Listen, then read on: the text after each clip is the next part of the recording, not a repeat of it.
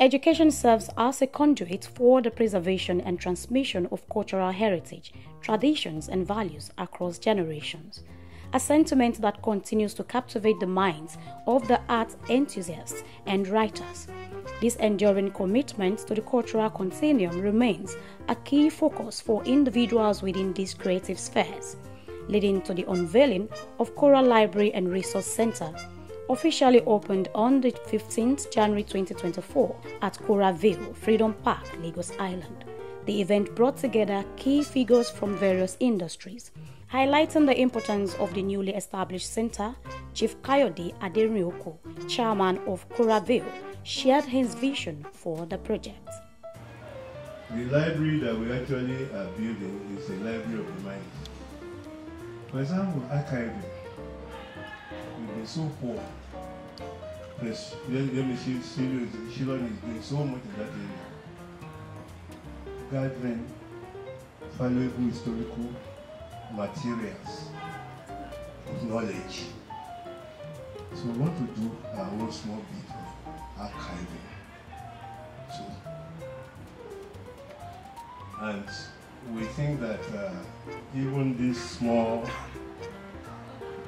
center could be a center for the development of communication of various types. The event witnessed the esteemed presence of Professor Wole Soyinka, the renowned Nigerian playwright, novelist, and poet, as the special guest of honor. Soyinka's arrival was marked by a cultural display featuring young dancers dedicated to preserving the country's rich cultural heritage. While the Nobel laureate shared his thoughts concerning the chosen location, he went ahead to declare the center open for reading and research. And I agree with you absolutely, or rather, I agree halfway with you when you refer to the majority of our upcoming generation being semi-literate. They are illiterate, not just semi-literate. The only literacy they have is the literacy of internet, the lowest form of social media. They know who I'm addressing, they know themselves.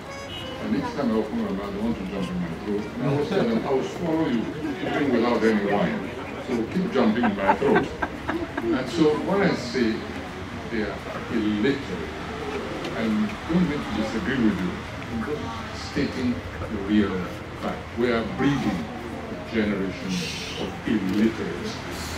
Not just in terms of reading, but mentally illiterate, incapable of retaining a concept in their mind, not even for 1 microsecond. Professor Wole Soyinka was honored by a group of young individuals who passionately authored books dedicated to him at the special event. I also illustrated the book as well. I did like the text, like I did the outline of the book, everything. The only thing I didn't do myself was the editing.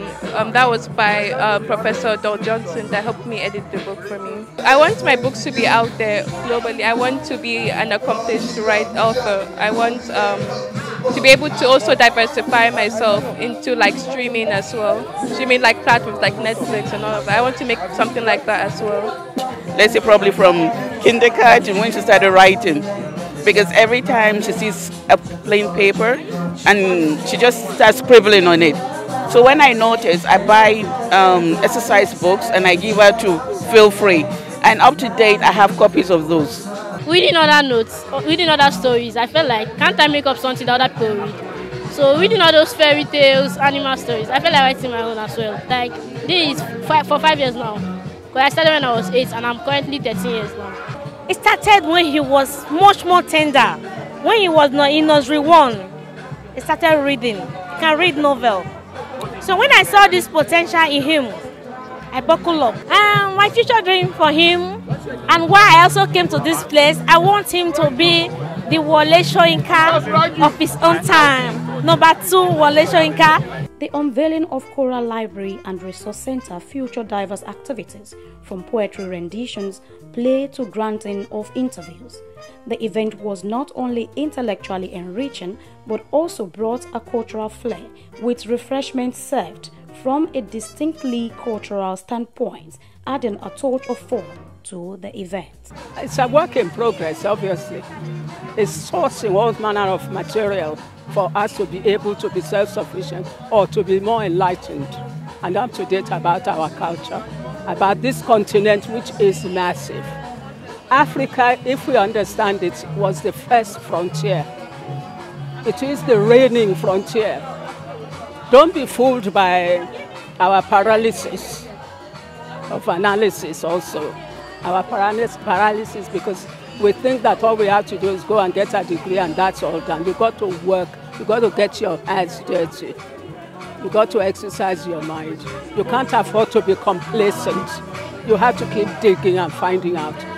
Our resource center, that's what this will provide to people who want to research further, who are inquisitive enough to find out about their background.